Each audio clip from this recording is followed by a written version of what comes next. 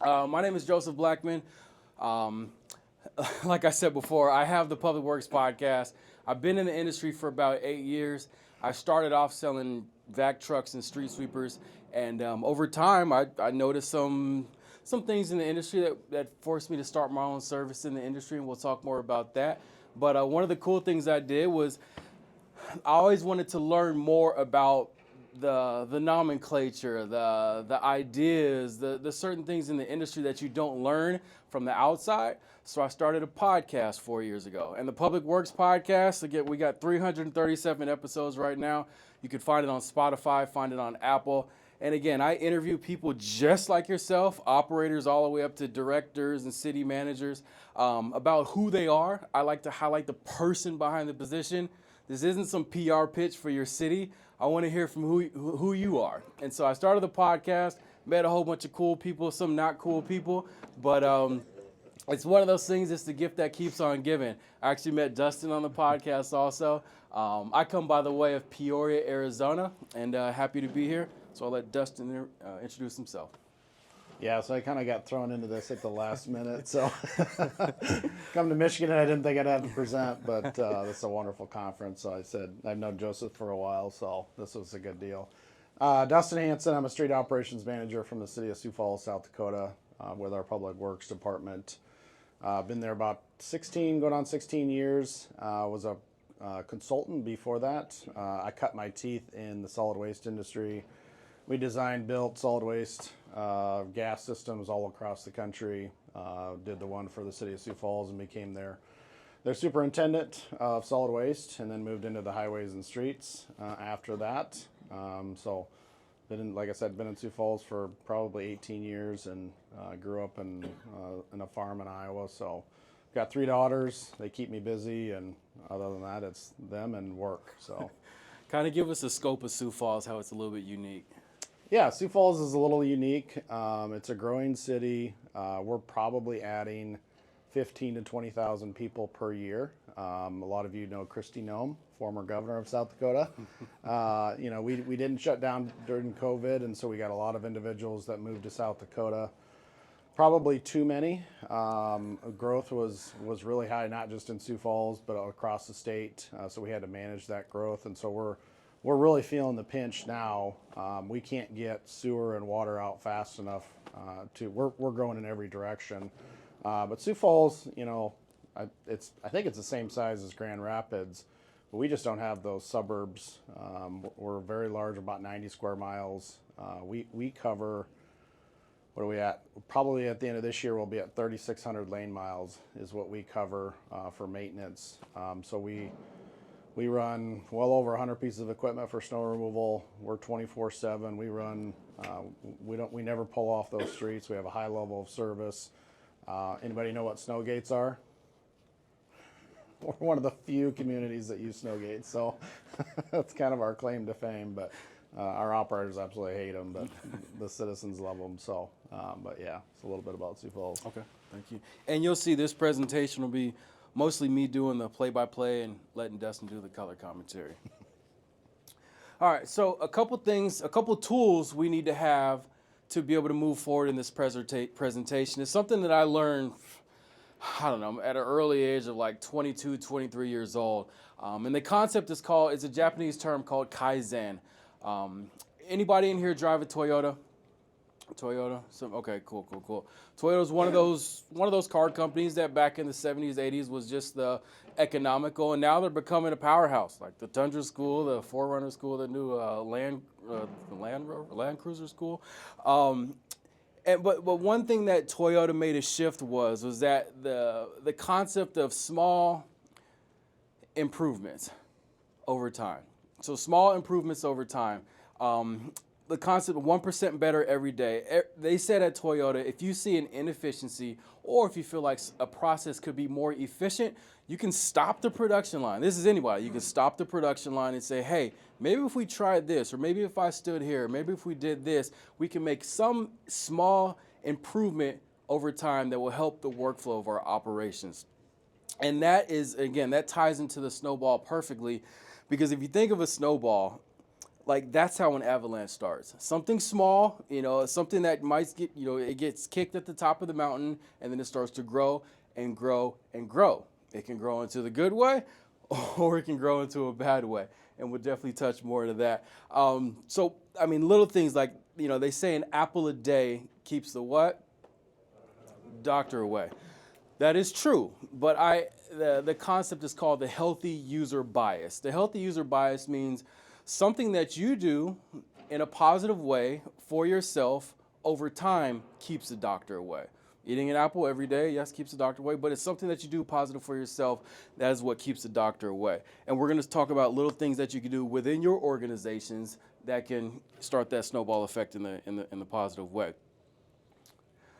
Okay, so let's define culture real quick. So if you can't read this, I'll read it to you. Culture is the set of shared values, beliefs, customs, behaviors, and artifacts that characterize a group or society. It encompasses how people live, what they believe, how they express themselves, and how they interact with one another. Some people say, "Oh man, we don't really have a culture." Well, your culture is not having a culture. Every agency, every department, every community has a culture. How people think about that organization, how people talk about that organization when they're not in the room or when you're not in the room, that is your culture. So yes, you might not have a positive culture right now, but by the end of this presentation, you'll be heading in the right direction. Dustin, give us a couple anecdotes that you might have seen or implemented that, again, a small change that can help improve the culture. Yeah, obviously, I was going to kind of talk a little bit about, I'm assuming that most people here work for government agencies, municipalities, things of that nature. So like coming into an organization, I've done it several times and obviously changed the culture. And, I was always taught that 7-year mark, right? Like it takes 7 years to change the culture. I believe that, and it does take time, but I like the 1% model a little bit more. It's like you can make a change every day, every week, every month to change that culture. But one of the things that I'm sure most of you struggle with and we struggle with is we could have a new mayor every 4 years, 8 years, new council members, all of our directors are appointed. So if the mayor doesn't care for them, they can get rid of them. So there's big challenges there, and we always try to kind of push across to our team, like, you got to maintain the culture, right? Like we talked a little bit about, I think Chad, you mentioned the something about who's the safety director, who's in charge of safety in your company, and nobody really stood up and said anything. It's like culture is the same way, right? Like we used to have a chief culture officer in our city, but really everybody is in charge of culture, and no matter what, if you're changing mayors or councilors, you've got to maintain that snowball basically, even if you're pushing it up the hill, right? Like, because you are going to have to push that up the hill sometimes with a change of administration. Sure. All right, snowballs to the face. What is a proverbial snowball to the face? And feel free to chime in after I'm done giving these. So, budget cuts. Dustin, you spoke about budget cuts. You said you showed up one day, and what happened? This is a current thing that we're going through. So basically, we've got to cut about $12 million from our city budget because we passed a property tax law that basically flatlines property tax. So we obviously did the numbers, and each year out of our operating budget, we got to pull 10 to 12 million. And they came to me and said, "Okay, I need 2 million from you, and I need answers in 2 weeks." So obviously, we do highway maintenance. Summertime street maintenance, potholes, overlays, and then snow and ice control. So it's very difficult to go in there and go, okay, I'm going to cut this $2 million out of our budget and be able to have the high level of service. And then you have a mayor that will be gone in less than a year who, may not care and go, well, let's fix this, let's push service times out, things of that nature. But definitely a very hard snowball to the face to what are we going to do? And I went in and talked to my team and I said, okay, let's rally the troops. What are the ideas that you have? Well, one of the things that I've always taken the approach on, you got to have a positive attitude no matter what. Otherwise, you're going to lose them. Rumors are going to start. People are going to, because there was already one rumor the second day that they were going to lose a paver, and I said, let's end the rumors, right? Like, let's sit down and make sure that we come up with a good list of things that we can put on the table and kind of talk through. So definitely a hard snowball to the face. Anybody else dealing with budget cuts? Yeah, no. Got the head nods going. Operational accidents. You get that call, text, hey, boss, I tore this up. I hit this. I did that. Again, my father told me it's not what happens to you, it's what happens in you. How can we respond in those small moments? You might have a crew of 6 to 10 guys, 4 to 10, guys or girls. Those little instances where you react in a positive way of like, hey, are you okay? Instead of asking, hey, how's the plow? Or how's the street sweeper? Are you okay? Where they say everybody asks, where's Joseph, and not how's Joseph? Like sometimes we want to know that people care about us and not about the $300,000 sweeper they're sitting in. A new manager director, he talked about that. You're sitting in your position. I've talked to guys who say, I've been through six mayors. He's the public works director of a city up in Pacific Northwest, and he's been there through 6 mayoral changes. And just imagine, like, every time some new mayor comes in, they got this new thing they want to do. They want to do this, do that. He's like, whatever you want to do, let's get it figured out. And again, those small little instances, how you can have a positive attitude. Natural disaster. I talked to people in Florida, these hurricanes that come through. How can you take a hurricane and spin it to a positive? Like, that's tough. But again, how you treat your operators, how you treat your city constituents, those little things can start turning that snowball in the right direction. All right, so top down. This is one thing that I like to dig in deep, because we talk to people kind of where they're at differently. Like if you're talking to an operator, you'll probably speak to them a little bit differently. Not like you don't care less for them, but you'll talk to them differently than you would talk to your director.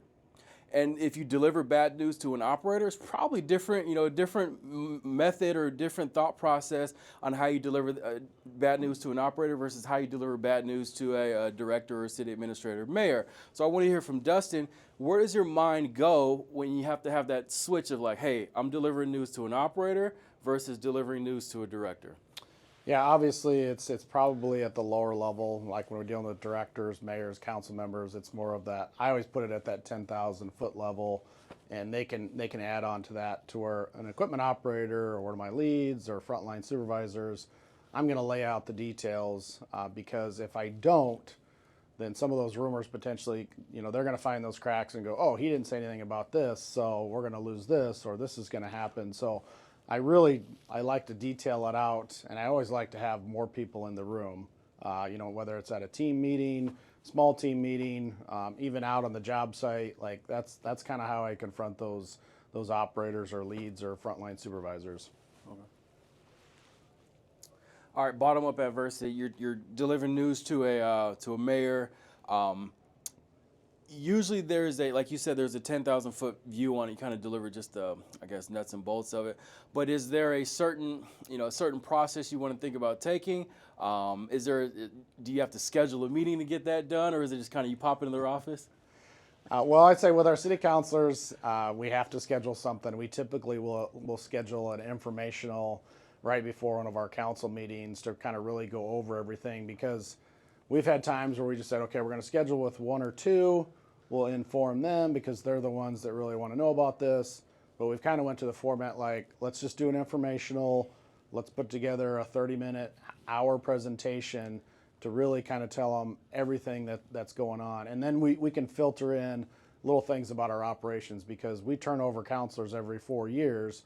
So a lot of them don't know. Like some of them have been to our shops, but a lot of them don't know. So it gives us kind of that opportunity to not only discuss, hey, this is coming, you're going to have to make a decision, we need your support, but also like, here's what we do for the community, here's the things we're changing, and it usually goes over really, really, really well. Sure. All right, I want to hear from somebody in the audience. What are tough conversations like with the community members? Somebody calls or comes down and says, hey, you haven't plowed my street, or this is broke, or that manhole keeps rattling in the middle of the street. What's your thought process in delivering that type of information? Anybody? I find the difficulty is that I'm a foreman and I run several crews that often the community members who are the taxpayers don't understand the totality of what we all do. right? They may be able to list off 10% of the tasks. So when they're asking, why is this not being done? I find that they're focused on their own little block or their own little interest.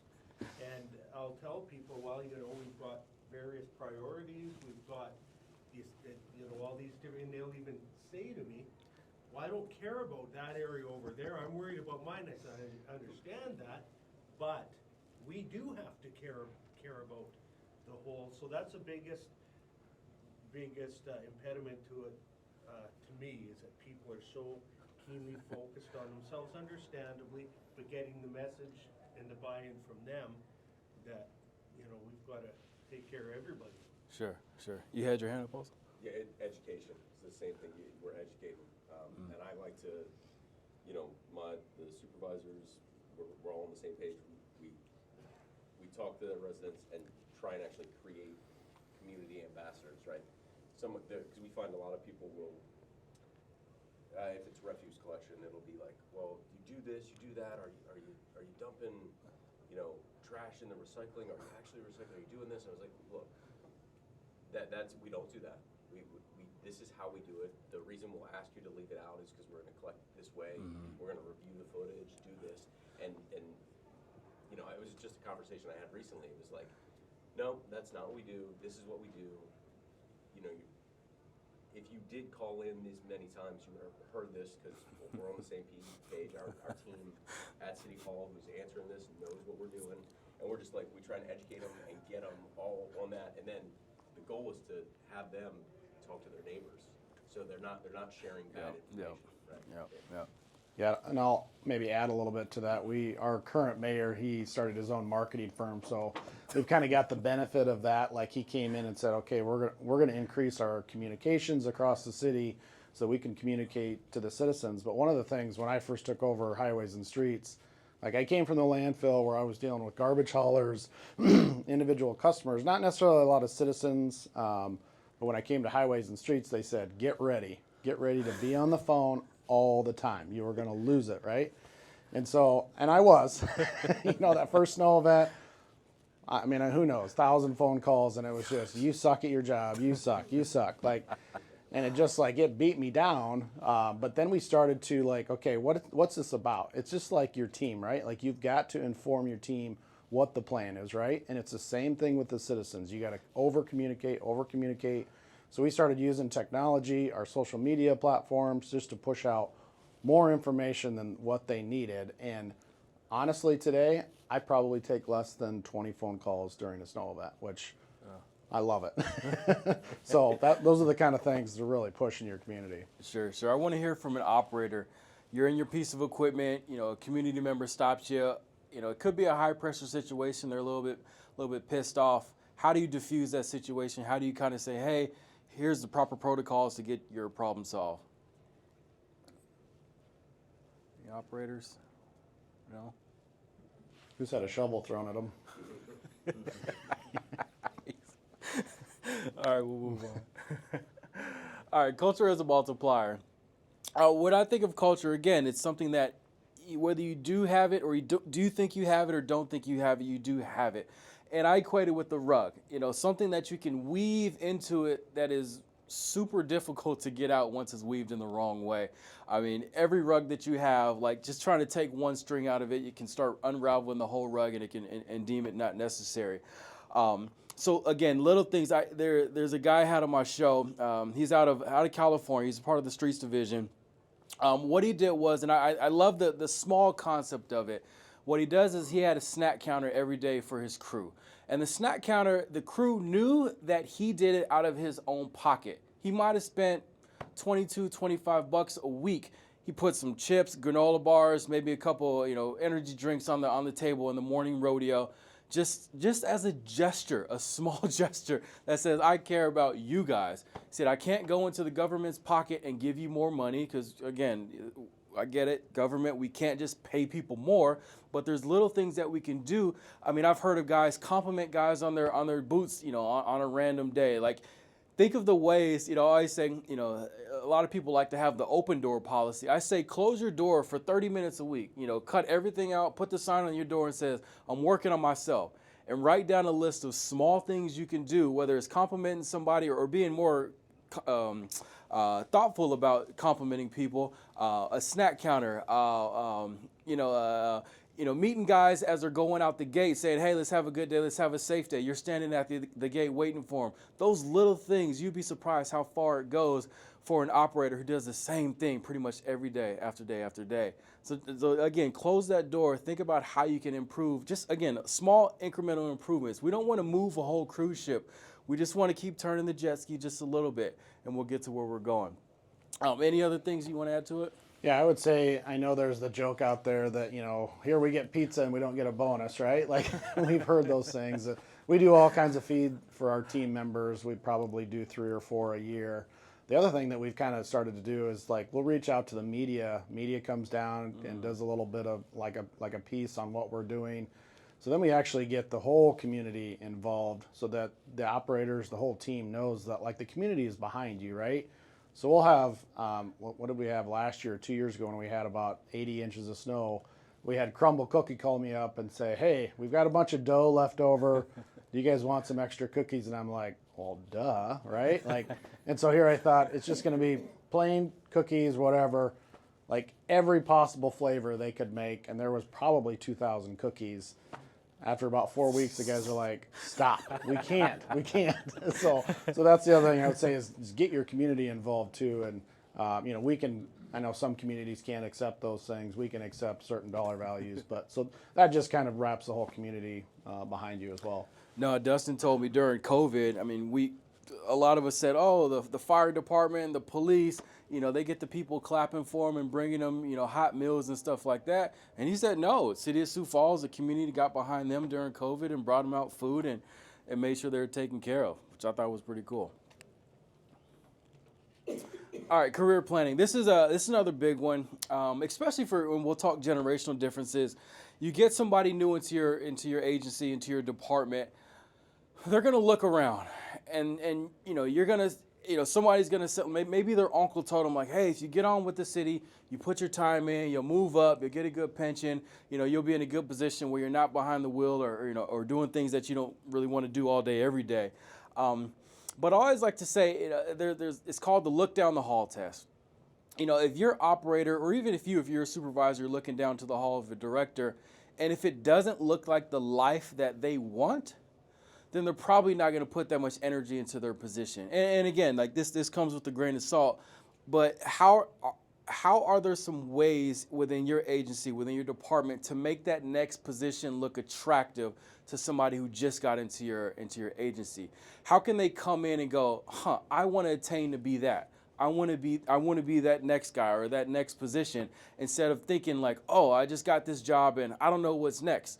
You ever been hired on somewhere, you don't know what the actual career plan is or the path is, or like when you're going to be trained up on this to learn this skill set or get this credential? Again, that starts to, I like how the internal gossip of like, man, they don't care about me. They're not trying to train me up. They're not trying to get me to the next level. So therefore, I'm going to start looking down the road. Any anecdotes on how you've brought somebody in and says, hey, here's your career plan? Yeah, I mean, sometimes it's difficult with municipalities, government agencies, because we talked about succession planning yesterday, and sometimes those are difficult with unions and going, okay, I'm going to pinpoint out Joe. Joe's going to be my replacement.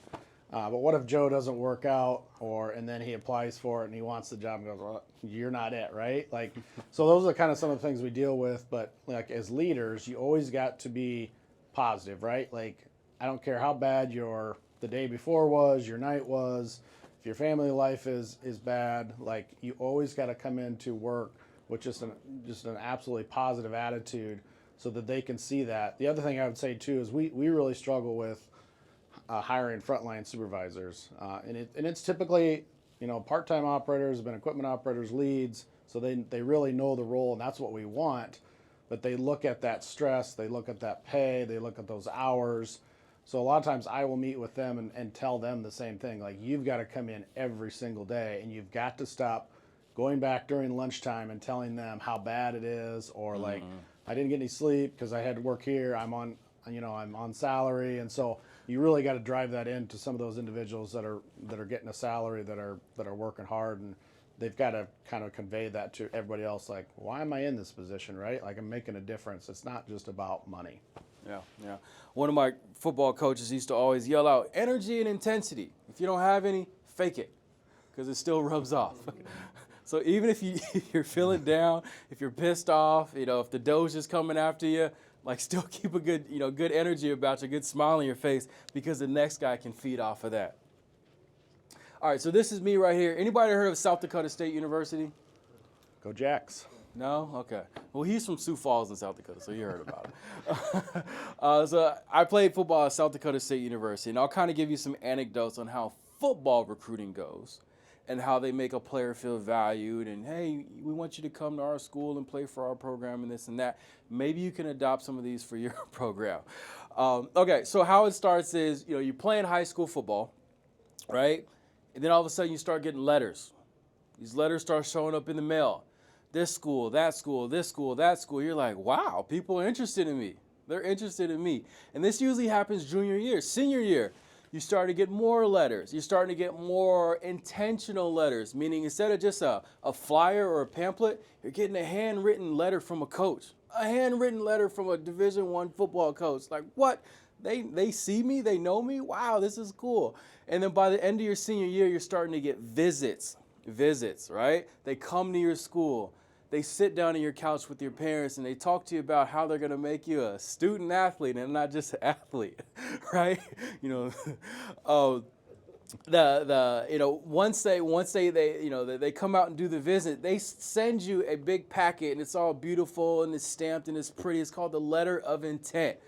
Letter of intent. That means when you sign that piece of paper, that chunky document, that means you're committing to go to that school. You sign that letter of intent. They've got this lady. She's like your onboarding specialist throughout that summer. She's telling you, hey, you want to get a refrigerator and a microwave for your dorm room, and we don't have air conditioner, so get a fan in the dorm room. And she's telling you like how to prepare for showing up to school. And then by the time you get to the school, most of the people, most of the players. They take you on a tour.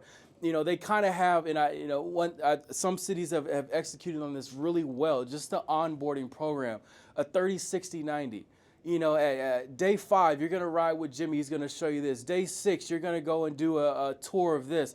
Day 7, you're going to learn your route for that. Day 8 through 15, you're going to do this with so-and-so. And it's a written out schedule of exactly what that person's going to do. And think about how somebody feels so valued when they have a itemized menu of exactly what they're going to be doing or what they're going to go through in the first 30, 60, 90 days with the city, with the company. And so that's how football is done. And again, I'm not expecting you to move mountains, but even if you close your door for 30 minutes, next week for one day, write down a plan of like what I can do for somebody new coming into this company or to this agency. Just again, it could be a 20-day plan. And write down like, hey, on day 15, I'm going to take you on this tour on this side of town that's really hard to access. Or I'm going to have you go to this company where we get this, type of product from just to meet the people at the front counter. Like little things like that. You'd be surprised when somebody goes through a position like, or a sequence like that, how much more value they feel. Anything you want to add to it?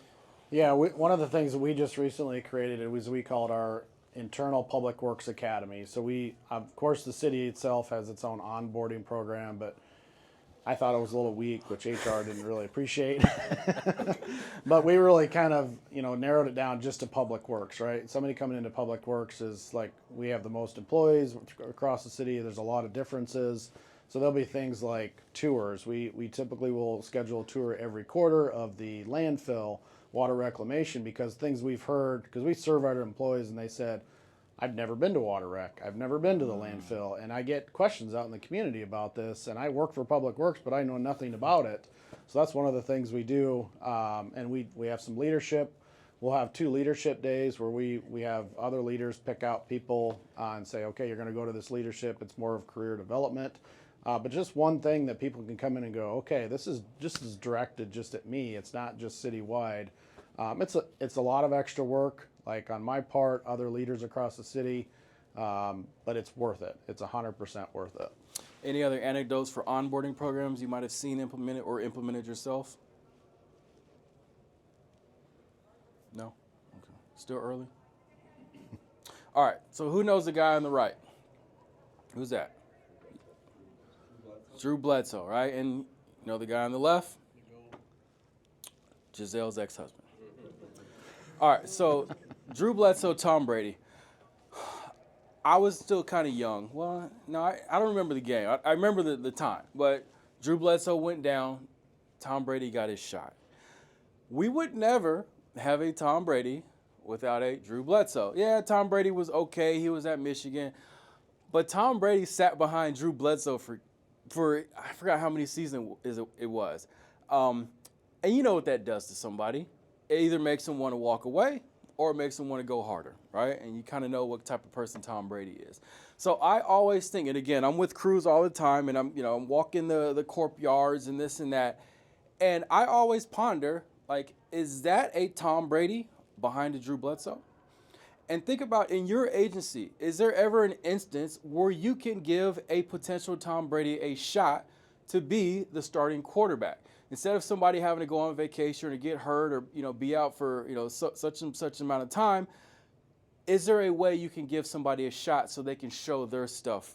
And again, it's government agency. It might be tough to just throw somebody in a different process, but think in the back of your mind, is there a way to be able to reveal a Tom Brady in your department and turn him into the starting quarterback? Any anecdotes?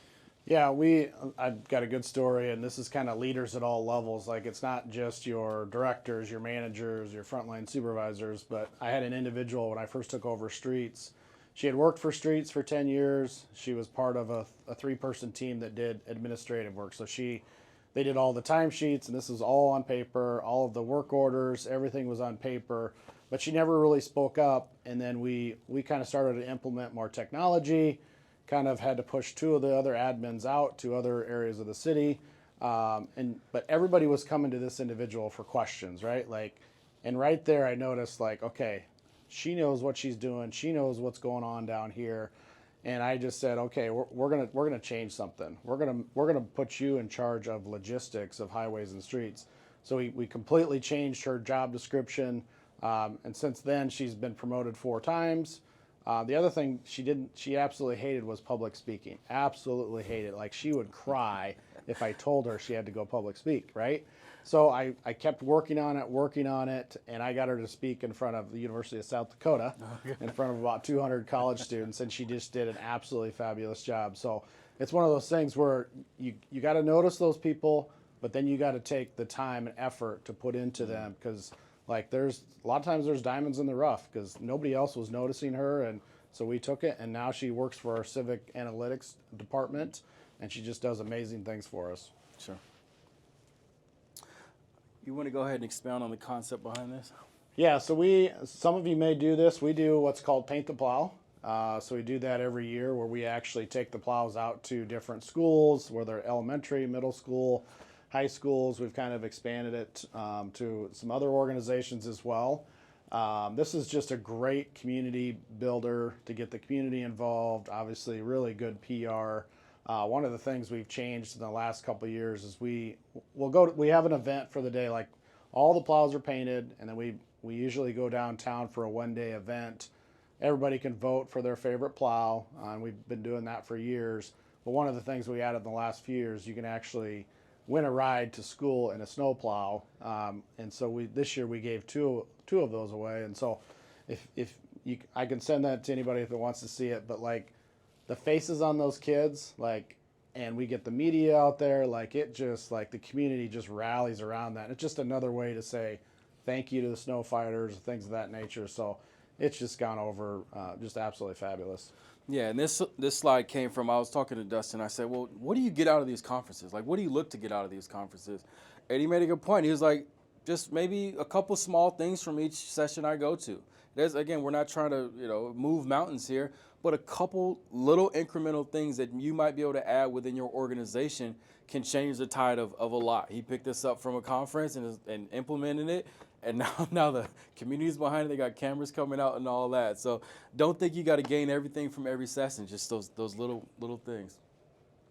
All right, I like to dig into the generational differences. I think this is one of the few times in our lives where all 4 generations have worked together. And you or us, we have to get all these generations to play nice in the sandbox, to play well together.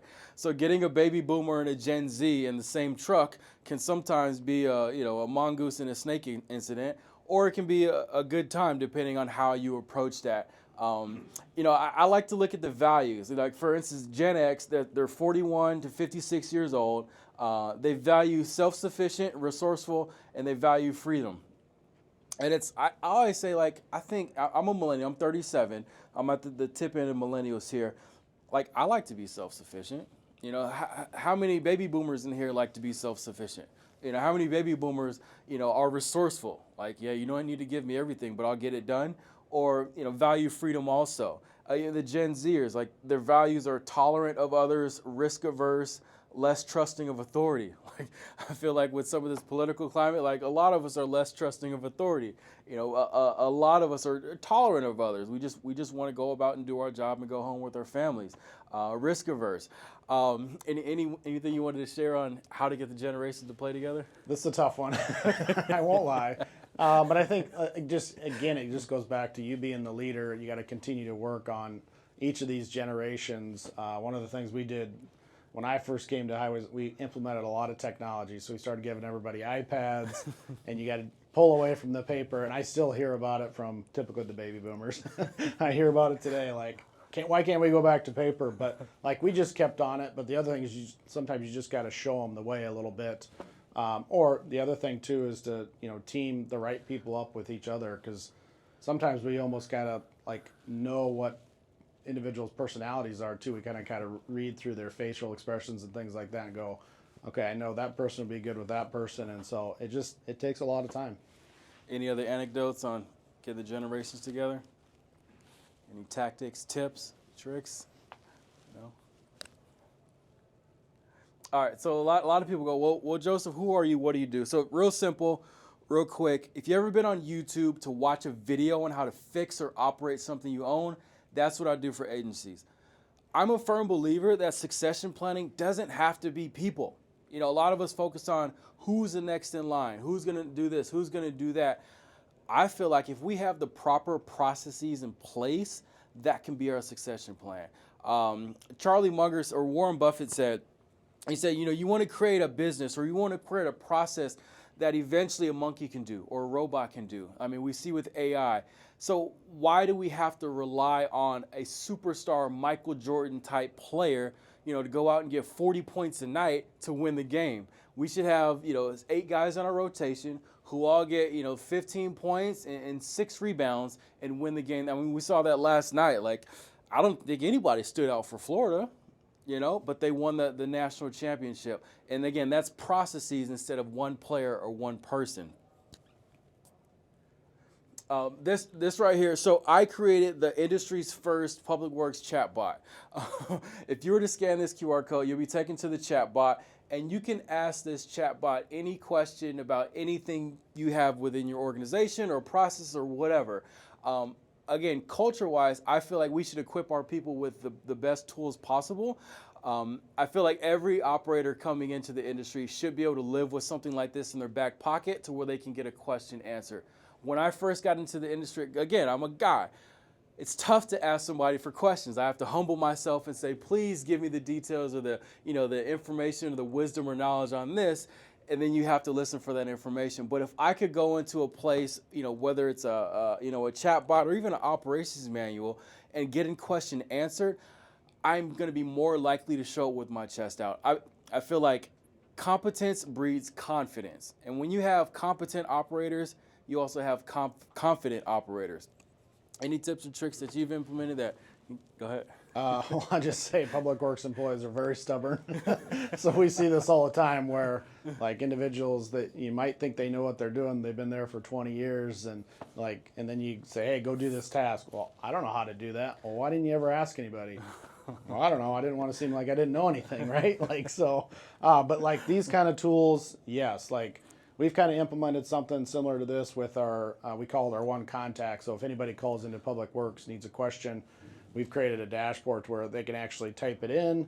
and then the answer will come up, or they'll get some, whether it's an executive order or something like that, or how our snow gates used, it'll pop up for them. So, and they absolutely love it, and then the community loves it because they're getting their answers very quickly. So this is just I would say a perfect tool for operators that need something answered because they're going to be too stubborn to ask it. All right, well, that is our presentation for today. Any questions, any comments? Again, like, I'm the podcaster guy. I like to get information out of you. I like to get information from people who have it to the people who want it. So anybody want to share anything? No? All right, well, thanks for coming out and taking some balls to the face.